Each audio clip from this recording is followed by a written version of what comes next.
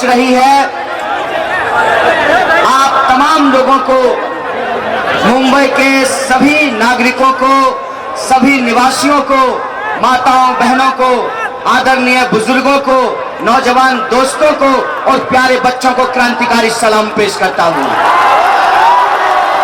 दोस्तों, वैसे तो मेरे से पहले बहुत सारे लोगों ने जो आज का विषय है एनपीआर, एनआरसी और सीएए पर अपनी मुख्तलिफ बात रखी है।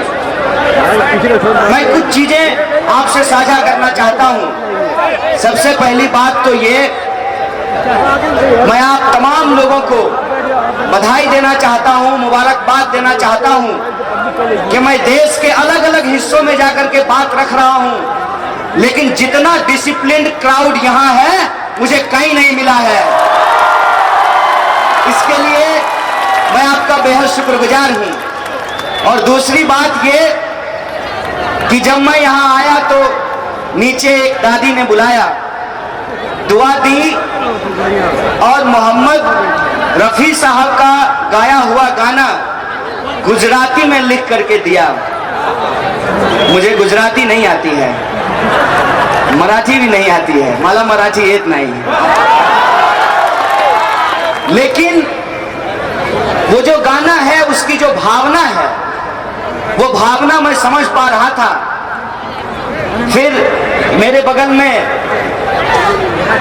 मैंने साथी से मदद ली, उन्होंने कहा कि हम लाए हैं तूफान से किश्ती निकाल के, इस देश को रखना मेरे बच्चों संभाल के। ये गाना उस कागज में लिखा हुआ है। फिर मैं अचानक से ये सोचने लगा कि ये इतना पुराना गाना है, इसकी जरूरत हमको आज क्यों पड़ रही है।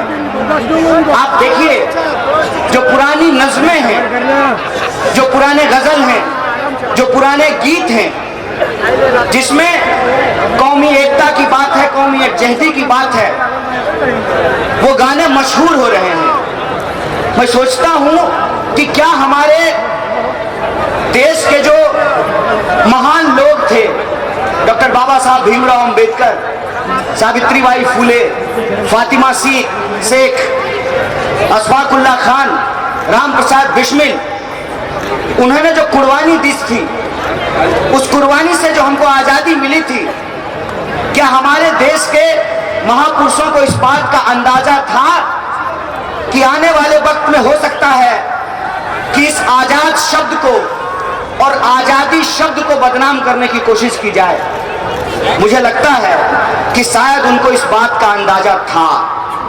इसीलिए आप देखिए कि चंद्रशेखर आजाद के नाम में भी आजाद है और मौलाना अबुल कलाम आजाद के नाम में भी आजाद है। ये आजाद देश है। आजाद देश में आजादी की बात करना कोई गुनाह नहीं है। ये हमारा हक है, ये हमारा अधिकार है। लेकिन किसको दिक्कत होती है? आजादी का शब्द सुन के किनको परेशानी होती है? जिनको गुलामी पसंद है। आजादी से उन्हीं को दिक्कत होगी जिनको गुलामी पसंद है, जिनको चापलूसी पसंद है। ये वही लोग हैं कि जब अंग्रेजों से लड़ने की बारी आई थी तो अंग्रेज से माफी मांग रहे थे। जिस तरीके से मोदी जी रामलीला मैदान में आकर के बोले कि एनआरसी झूठ है, झूठ है, झूठ है, तो मैं मोदी जी में लगा कि अचानक से सावरकर की आत्मा आ गई है। बस अब माफी मांगने ही वाले हैं। मैं ये बात क्यों बोल रहा हूं? मैं ये बात इसलिए बोल रहा हूं कि मैं खास करके मर्द जमात को कहना चाहता हूं। हमारे अभी एक साथी आए और उन्होंने कहा कि हमने अपनी माओं को आंदोलन में लाया है। माफ कीजिएगा जनाब, आपने नहीं लाया है, उन्होंने आपको इस दुनिया में लाया है और वो उनको कोई लाया नहीं है, वो खुद आई हैं। और कैसे आई हैं उसका उदाहरण अगर आप देखना चाहते हैं तो जो आंदोलन में महिलाएं आ रही हैं उनकी शक्ल तो देख ही लीजिए। क्या आपने आज से पहले इस देश के किसी आंदोलन में मंच पे इतनी तादाद में महिलाएं देखी थी? कुर्ता पैजामा पहन करके हैं, और क्या नाम है उनका, लाला रामदेव, भाषण दे रहे थे किसी और वस्त्र में, अब भाग गए किसी और वस्त्र में। मतलब भाषण देने के लिए महिला नहीं चाहिए, इनको मुंह छुपाने के लिए, ताली बजवाने के लिए महिला चाहिए। तो मैं सरकार को एक बात बता देना चाहता हूं, साहब वक्त बहुत तेजी से बदल गया है। आप अगर परीक्षा पे चर्चा की मार्केटिंग के अलावे इस देश की शिक्षा में जो बदलाव हुआ है उसका अगर ध्यान रखे होते तो आपको पता होना चाहिए कि हर 10वीं और 12वीं की रिजल्ट में महिलाएं, लड़कियां पुरुषों को पीछे छोड़ रही हैं। और जब लड़की पढ़ लिख लेगी तो वो जो है ऋचा की तरह आकर के भाषण नहीं देगी।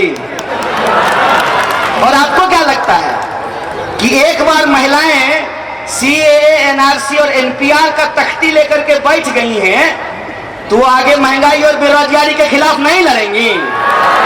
आप भूल में हैं, आपको बहुत बड़ा भ्रम हुआ है। आपको यह भ्रम इसलिए हुआ है कि स्मृति ईरानी जी सिलेंडर लेकर के प्रोटेस्ट करती थी, तो इनको लगा कि महिलाएं सिर्फ स्मृति ईरानी ही होती हैं। महिलाएं सिर्फ स्मृति ईरानी नहीं होती हैं, महिलाएं सावित्रीबाई फुले और फातिमा शेख भी होती हैं, याद रखिएगा। और आज अगर फातिमा शेख होती तो क्या वो अपने शहर में शाहीन बाग की तरह विरोध कर रही होती कि नहीं कर रही होती? और जब फातिमा शेख विरोध कर रही होती तो क्या उनके बगल में सावित्रीबाई फुले बैठती कि नहीं बैठती?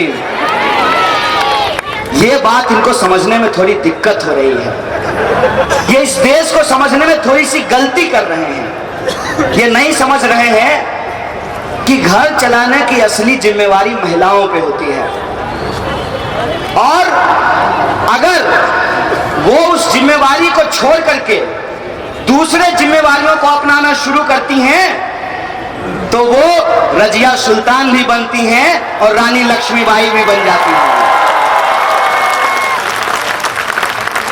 उत्तर प्रदेश के मुख्यमंत्री ने कहा कि ये बच्चे लेकर के औरतें प्रोटेस्ट के लिए आ रही हैं। हिंदी में एक कहावत है, जाके पैर न फटे बिवाई, वो क्या जाने पीड़ पड़ाई। अपनी छाती में बच्चे को लगा करके एक हाथ से बच्चा पकड़े हुए और दूसरे हाथ से तिरंगा उठाए हुए महिलाएं इस देश की क्रांति की प्रतीक हैं, इस बात को याद रखिएगा। और ये जो दौर है, इस दौर को अगर कोई हरा सकती है, पुरुष लोग बुरा मत मानिएगा, तो मोदी तो आज आया है ना देश में, आप लोग तो उनके लिए घर में कब से मोदी बन करके बैठे हुए हैं, है कि नहीं? सच सच बोलिएगा, हैं? तो मोदी जी से एक बात कह देते हैं थोड़ा हल्के फुल्के अंदाज में। मोदी जी ने 3 तलाक बिल खत्म करते हुए कहा कि हम महिलाओं का सशक्तिकरण कर रहे हैं। झेल लीजिए, फिर झेल लीजिए ना, महिलाओं का सशक्तिकरण हो गया है। अब आपसे महिलाएं ही लड़ेंगी।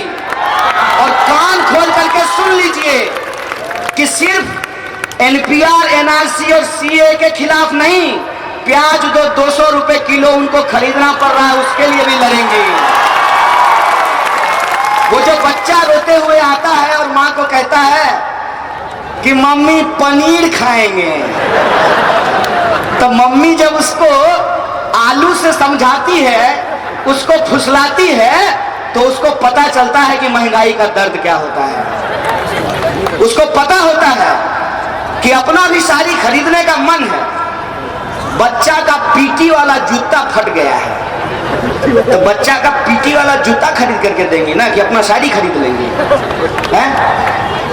माँ को ममता पसंद है, कट्टरता पसंद नहीं है मोदी जी। माँ को प्रेम पसंद है, नफरत पसंद नहीं है मोदी जी।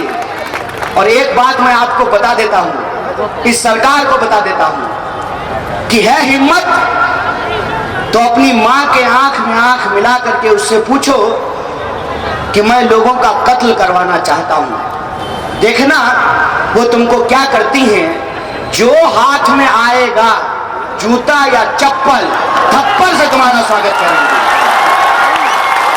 इसीलिए मैं कह रहा हूं कि नफरतवादी इस दौर में अगर नफरत को कोई हरा सकता है तो वो है मोहब्बत, मोहब्बत सिवाय मोहब्बत। इसीलिए ये जो आंदोलन है, ये आंदोलन किसी को मंत्री बनाने का आंदोलन नहीं है। प्लीज, मैं मंच के दोस्तों से ये आग्रह करना चाहता हूं। बहुत सारे लोगों को ये लगता है कि मेहनत करना पड़ नहीं रहा है। बताइए ना, पति कह दें कि चलो आज हमारे पार्टी के बड़े नेता आ रहे हैं उनका भाषण सुनने के लिए, तो वो पैसे ही पति पे खिंची रहती है। दिन भर कुर्ता पैजामा पहन करके पान खा करके नेतागिरी छांटते रहते हैं। वो नहीं आना चाहती अब मीटिंग में। अभी क्या हुआ है कि पति पूछे कि कहां जा रहे हो, तो देखो ना अभी कुकर में दाल लगा दिए हैं, 2 सीटी मारेगा बंद कर देंगे, जरा हम प्रोटेस्ट से होके आते हैं। तो ये जो भीड़ है, ये भीड़ नहीं है, ये आपको मुंडी नहीं लगना चाहिए, ये नंबर नहीं है, ये जगे हुए इंसान है जिनकी इंसानियत और जमीर जाग गई है। और ये लड़ाई हक की लड़ाई है, किसी को नेता बनाने की लड़ाई नहीं है। इसीलिए मैं आप लोगों से भी आग्रह करता हूं, मिटा दीजिए उन सारे भेदों को। कहते हैं ना अहमदिया है तो क्या क्या कहते हैं, बरेलवी है, देवबंदी है, सिया है, सुन्नी है, पंडित है, दलित है, अगड़ा है, पिछड़ा है, बिहारी है, मराठी है। मिटा दीजिए इन सारे भेदों को, क्योंकि आपके हाथ में तिरंगा है और हम भारत के लोग हैं, भारत के लोग हैं। और ये जो भारत के लोग इकट्ठा हो रहे हैं तो मंच को भी इकट्ठा होना पड़ेगा। अपनी डफली अपना राग नहीं चलेगा। हर छोटी छोटी लकीर को मिला करके एक बड़ी लकीर बनानी पड़ेगी। और कोई अपने राजनीतिक कैरियर का चिंता मत कीजिए, एमपी एमएलए बहुत छोटा चीज होता है। मैं कहता हूं कि ये जो हक की लड़ाई है, ये जो तिरंगा आपके सामने फहरा रहा है, आप तमाम लोगों के पास गांधी, अंबेडकर, सावित्रीबाई फूले, फातिमा शेख, राम प्रसाद बिस्मिल और अशफाकुल्लाह खान बनने की गुंजाइश मौजूद है। इस बात को आप समझ लीजिए। ये नारा कि आजाद देश में हम आजादी चाहते हैं, यह महज नारा नहीं है, ये इस बात का संकल्प है कि कुछ भी हो जाए, कुछ भी हो जाए, जो आजादी हमको मिली है वो आजादी हम मिटने नहीं देंगे।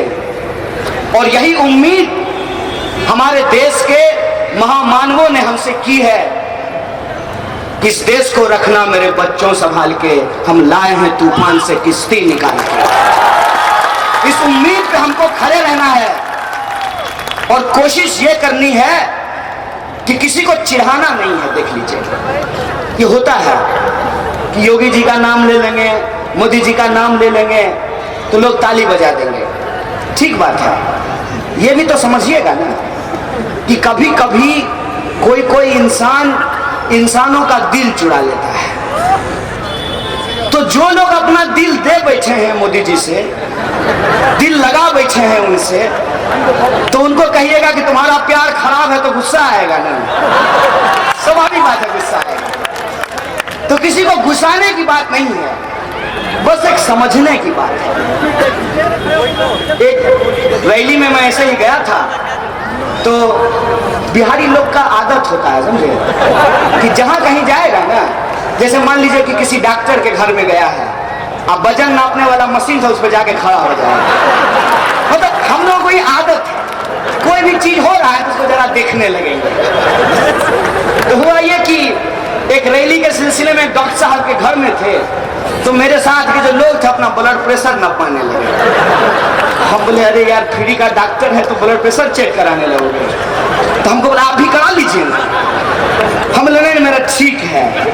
तो बोला हाई रहता है कि लो रहता है? तो हम बोले लो ही रहता होगा, छोटा आदमी है। हम बोले लो ही रहता होगा। तो बोला क्या करते हैं? हम बोले क्या करेंगे, जी न्यूज देख लेते हैं जब ज्यादा लो फील करते हैं।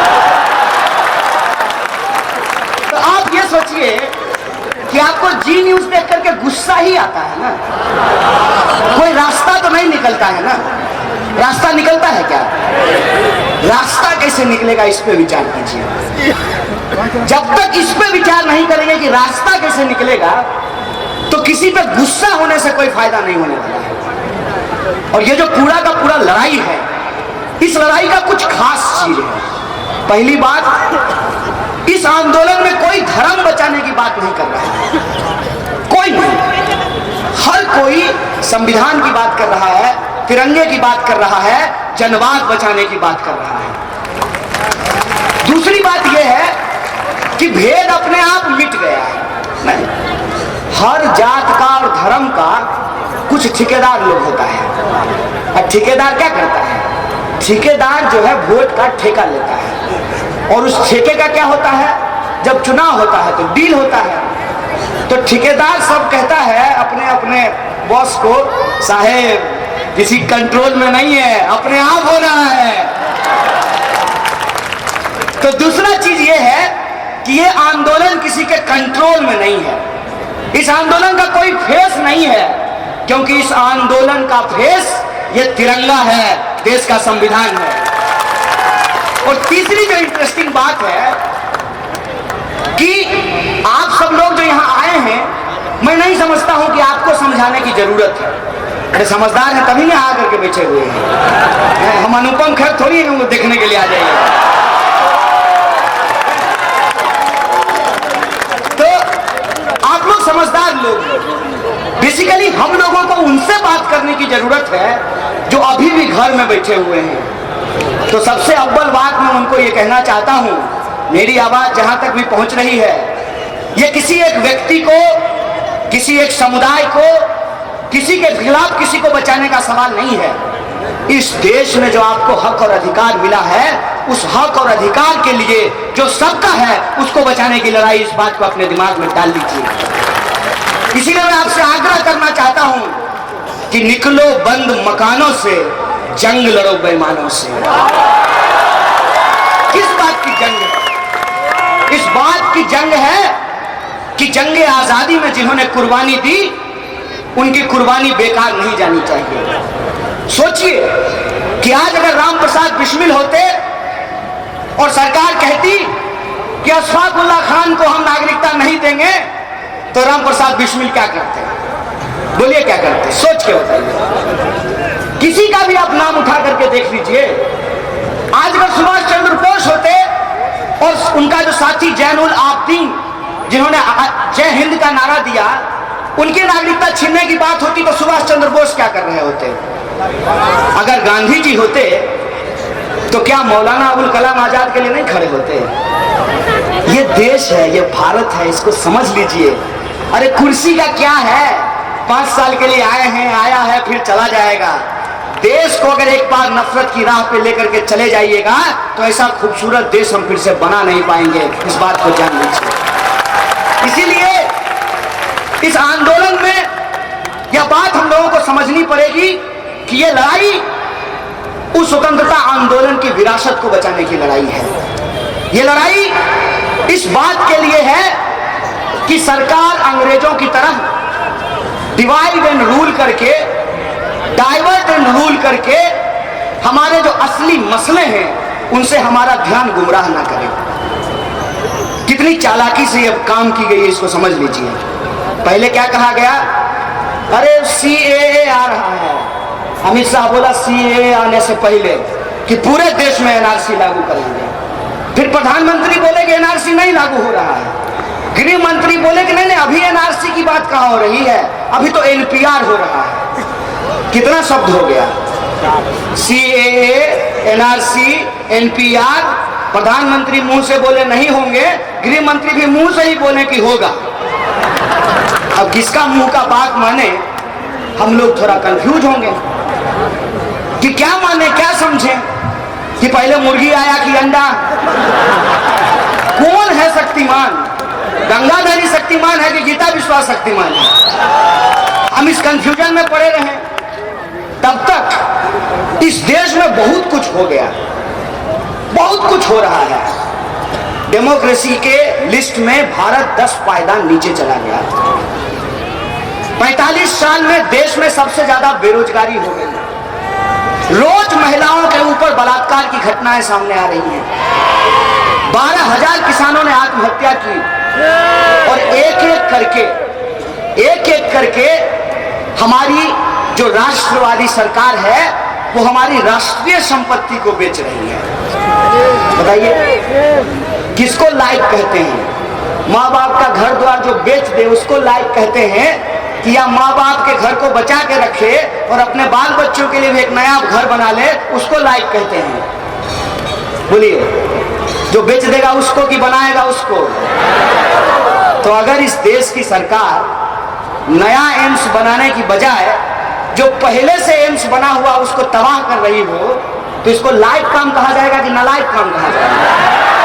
नया यूनिवर्सिटी खोलने की बजाय जो पुरानी यूनिवर्सिटी है उसके स्टूडेंटों को पिटवा रही है, उसको नालायक कहा जाएगा कि लायक कहा जाएगा?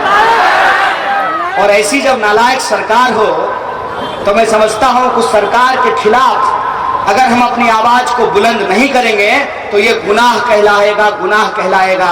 अगर आप जिंदा इंसान हैं तो आपको इस गुनाह के खिलाफ अपनी आवाज को बुलंद करना पड़ेगा। लेकिन इसमें एक दिक्कत है। एक बार क्या हुआ, एक ट्रेन से हम जा रहे थे, पंखा नहीं चल रहा था, तो साथ वाला पैसेंजर बोला कि जोर से ठोकिए चलने लगेगा। ठोके 2 बार, नहीं चला, तो बोला ऐसा कीजिए कलम से घुमा दीजिए चलने लगेगा। ऐसा हुआ है नहीं हुआ आप लोगों से? हाँ, ऐसा नहीं है कि हम खाली हवाई जहाज पे ही चढ़ते हैं, इससे पहले ट्रेनें में चढ़ रहे थे। हाँ, नहीं मोदी जी के दुकान पे नहीं गए हैं, मोदी जी के दुकान पे हम नहीं गए हैं, उनके हाथ की चाय हम नहीं पिए हैं। तो लकड़ी से आप घुमाइए आप कलम से, फिर पंखा चलने लगेगा। फिर भी नहीं चला, तो हम बोले जाते हैं कंप्लेन कर देंगे। तो जा रहे थे, टीटी आ रहा था, हम बोले सर हमारा पंखा नहीं चल रहा है। तो ऐसे ऊपर से नीचे तक देखा, ऐसे लगा जैसे हम उससे उसका किडनी मांग लिए। हम भी उसको देखे, बोला कहाँ जा रहे हो? हम बोले सर दिल्ली जा रहे हैं। अच्छा टिकट है? तो हमको लगा अरे बाप, हम कहने आए, पूछने आए कि पंखा क्यों नहीं चल रहा है, कि उल्टे ही हमको पूछ रहा है कि टिकट है कि नहीं है। हम असमंजस में पड़ गए हैं। जब भी किसी सभा में कोई कहता है कागज नहीं दिखाएंगे, तो हम तो मने मन सोचते हैं कि दिखाएंगे, डिग्री दिखाएंगे, नौकरी दीजिएगा, देंगे अपना हम डिग्री। हर साल इस देश में 5 लाख इंजीनियर बीटेक का डिग्री लेकर के घूमता है, दिखाएंगे डिग्री, दीजिएगा नौकरी, बोलिए तो। अब हमको समझ में आया ये टीटी का खेला। टीटी का खेला ये था कि अगर इसके पास टिकट होगा, ठीक है, तब तो ये बोल करके टड़का देंगे कि हो जाएगा थोड़ी देर में चलने लगा। अगर टिकट नहीं होगा तो इसे माल वसूल लेंगे। दोनों ही स्थिति में हमको पंखा का हवा नहीं मिलने वाला था। सरकार हमारे साथ कुछ यही खेल की कि आप लोग ये ना पूछने लगे कि अच्छा एक बात बताइए, पहला बार मोदी जी आप तो वास्को डिगामा की तरह दुनिया का चक्कर लगा रहे थे और आपका टीवी सब कह रहा था कि आप दुनिया से पूंजी लेकर के आ रहे हैं। कितना लाए, कितना लाए? परदेश कमाने जाइएगा तो घर का लोग पूछेगा कि कितना कमा रहे हो, पूछेगा नहीं पूछेगा? कितना लाए साहब? बोले 5 ट्रिलियन का इकोनॉमी बनाएंगे और जीडीपी 5% पे पहुंचा दिए हैं। कौन जवाब देगा इसका? आप ये बार बार पूछ रहे थे कि नोटबंदी हो गई, प्रधानमंत्री बोले कि आतंकवाद की कमर टूट गई है। ऐसी कमर टूटी है कि पुलिस ऑफिसर से लिफ्ट लेना पड़ता है आतंकवादी शब्दों में। योगी जी के नजर में देवेंद्र सिंह देशद्रोही नहीं है, जेएनयू और जामिया के विद्यार्थी देशद्रोही है महाराज। नहीं अपना तो कम से कम जो वस्त्र आप धारण किए हैं उसका तो सम्मान कर लीजिए। किसको सन्यासी कहते हैं इस देश में? जो राजपाट घर बार छोड़ दे। सन्यासी किसको कहा गया है? जो माया मोह त्याग दे। ये कैसे सन्यासी हैं कि त्याग का मार्केटिंग करके और उत्तर प्रदेश के मुख्यमंत्री बन गए हैं। देखिए सन्यास तो कान खोल करके सुन लीजिए, मेरा भी नाम कन्हैया है। अब आप समझ लीजिए कि आपके लिए सौभाग्य है कि दुर्भाग्य कि मेरा नाम कन्हैया है।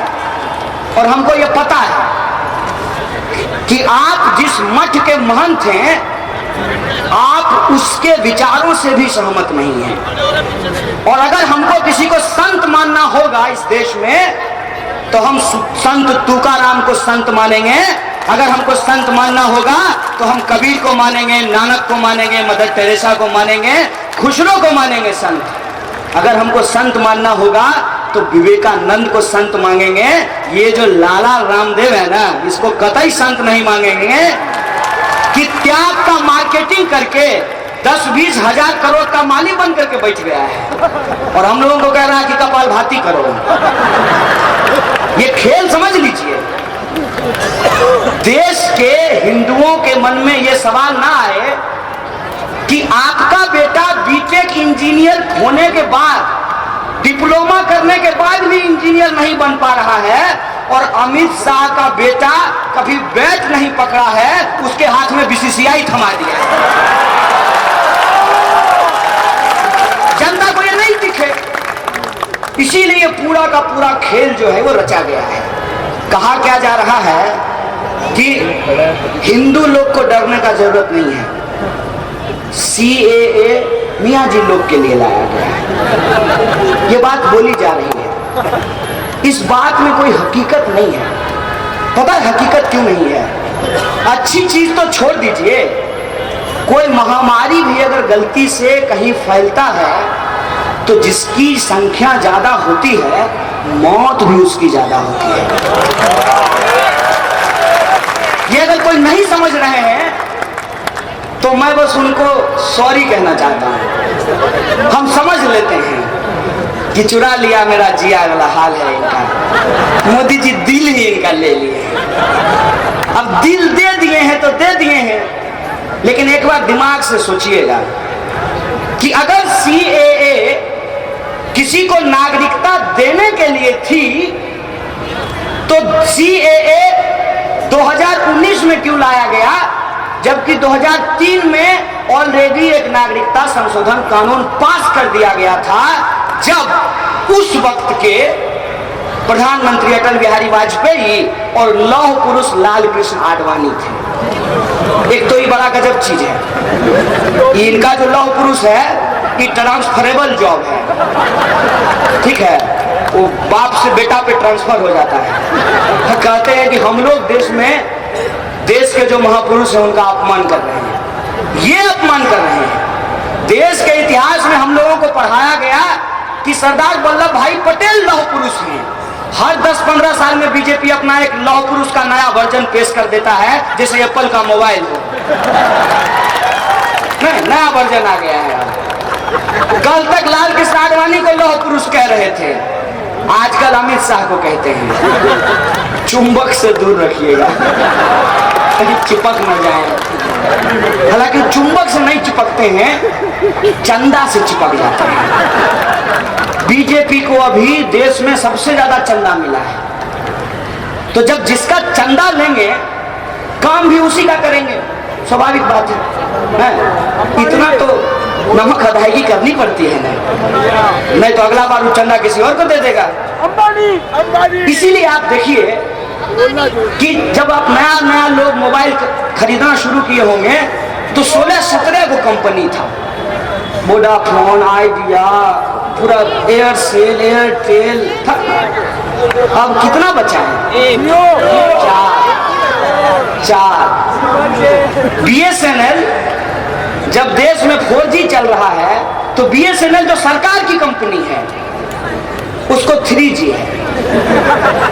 सब जी जो देता था वो आज बिना जी का घूम रहा है। और वही नीति है जो CAA में की गई है कि अपना बच्चा को बच्चा मानने को तैयार नहीं है, अब पड़ोसी के बच्चा को hi how are you baby. तो BSNL को सरकार नहीं पूछ रही है, जो सरकार की कंपनी है। जियो धन धनाधन हो रहा है। खेला गुरुजी, समझ रहे हैं, खेला हम समझते हैं। ऐसी स्थिति है कि काम उनका करना पड़ेगा जिनका चंदा लिए हैं। इसीलिए एक एक करके जो हमारी कंपनियां हैं वो बिक रही हैं। ऐसे माहौल में अगर गृह मंत्री को रैली करना पड़ेगा तो वो रैली लोगों को देश की स्थिति बताने के लिए नहीं, देश की स्थिति छुपाने के लिए करेंगे कि नहीं करेंगे? रैली करते हैं और कहते हैं कि जो लोग CAA का विरोध कर रहे हैं वो लोग प्रताड़ित हिंदुओं, सिखों, बौद्धों, जैनों को नागरिकता देने के खिलाफ हैं। कान खोल के सुन लीजिए गुरुजी, कनमा करा लीजिएगा साफ। मंच पे खड़ा होके बोल रहे हैं कि किसी को नागरिकता देने के खिलाफ हैं आप लोग? नहीं है ना? तो ये झूठ क्यों बोला जा रहा है? ये झूठ इसलिए बोला जा रहा है कि न्यूज ये ना बन जाए पे जवानों की शहादत हो रही है, खेतों में किसानों की मौत हो रही है। जब सीमा पे शहीद हो रहे हो जवान और खेत में आत्महत्या कर रहे हो किसान, तो लाजिम है कि देश में होगा हिंदू और मुसलमान। ये जो हिंदू मुसलमान हो रहा है कि ये बोले हैं कि CAA इनकी मजबूरी थी। अगर इनको कानून बनाना था CAA से संबंधित तो कानून तो ये 2003 में ही बना चुके थे। 2019 में कानून क्यों बनाना पड़ा? क्योंकि असली खेला है पूरे देश में NPR तैयार करना, नेशनल पॉपुलेशन रजिस्टर तैयार करना। और सिर्फ ये मत कहिए कि कागज नहीं दिखाएंगे, ये भी कहिए कि NPR में अपने बाप दादों का नाम नहीं बताएंगे, अपने दादियों का नाम नहीं बताएंगे। कागज दिखाने में समस्या नहीं है, हम लोग सरकार थोड़ी हैं। सरकार को कागज दिखाने में डर लगता है। इसीलिए जो सूचना का अधिकार कानून है उस कानून को लगातार कमजोर किया जा रहा है। क्योंकि उस कानून की ताकत ये होती है कि एक इंसान ने अभी गृह मंत्रालय से पूछा कि ये बताओ कि कौन है टुकड़ा टुकड़ा गैंग, तो मंत्रालय बोला कि मेरे पास कोई जवाब नहीं है। गृह मंत्री हर भाषण में जाके बोल रहे हैं कि कौन है टुकड़ा टुकड़ा गैंग। मंत्रालय कह रहा है कि हमारे पास कोई जवाब नहीं है, और एक पत्रकार कहते हैं कि हमारे पास है। तो आप मतलब मंत्री और मंत्रालय से भी बढ़ करके हैं। चापलूसी करते करते कई बार इंसान का दिमाग सनक जाता है। आप देखिएगा कि हॉस्पिटल में कुछ कंपाउंडर ऐसे होते हैं जो खुद को डॉक्टर समझने लगते हैं। ठीक है, हम हालांकि जरूरत स्वीपर की भी है, कंपाउंडर की भी है, डॉक्टर की भी है। तो ये साहब जो हैं ये कह रहे हैं कि हमारे पास जानकारी नहीं है। सरकार ने कहा कि हम बेकारी का आंकड़ा नहीं देंगे। सरकार से आप कुछ भी मांगिए उसका जवाब नहीं मिलता है, लेकिन आपसे आपका कागज मांग रहे हैं। तो आपको NPR को रोकना पड़ेगा। और NPR को कैसे रोकेंगे? गांधी को मानते हैं कि गोडसे को?